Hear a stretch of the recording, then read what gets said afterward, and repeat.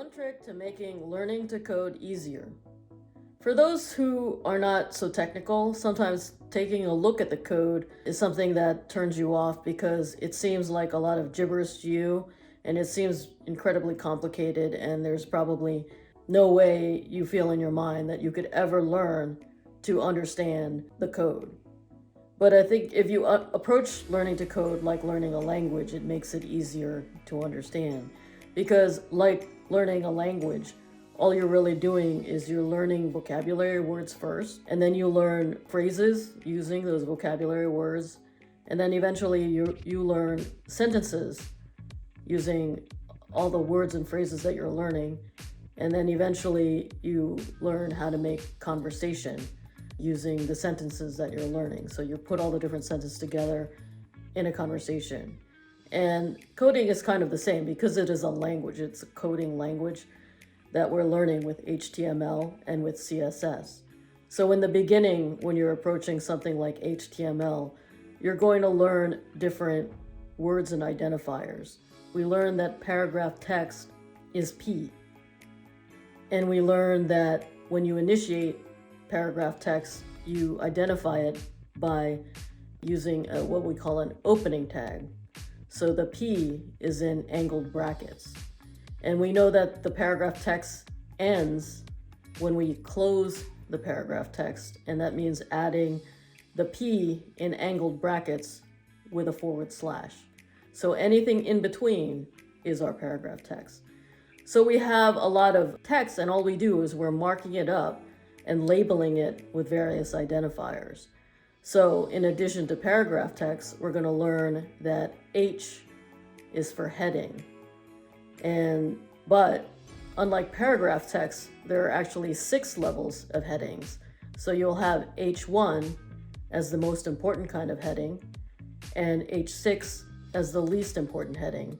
And that basically means that H1 will generally be the biggest on the screen, while an H6 would be the smallest heading on the screen. And sometimes the size of a small heading is comparable to paragraph text size. And then we might learn after that there are other kinds of identifiers that we use in our coding. So for example, an image or picture can be identified by using the image tag, which is IMG, inside angled brackets. And we might learn that video is video in angled brackets, and audio is audio in angled brackets. So it actually is very straightforward when you break things down, when you try to look at it in a more simplified way. And in the same way, it's like learning a language.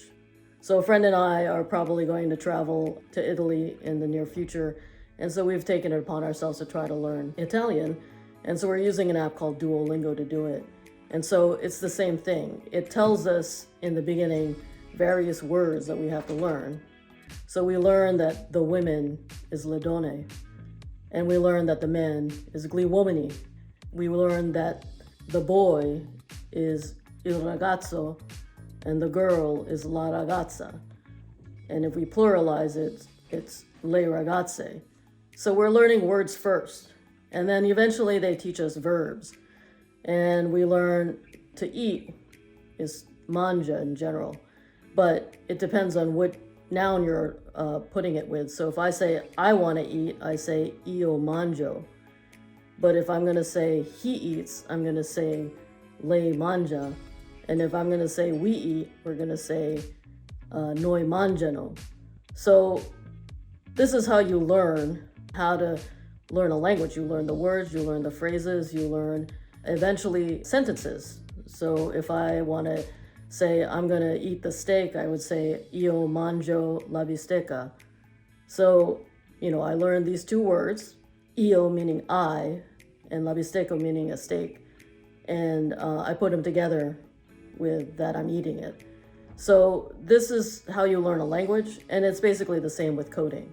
You're going to learn all these identifiers so that you understand what they are. You understand how to identify paragraph text, how to identify a link, how to identify a button, how to identify an image, how to identify a picture, and there's a difference between a picture and an image.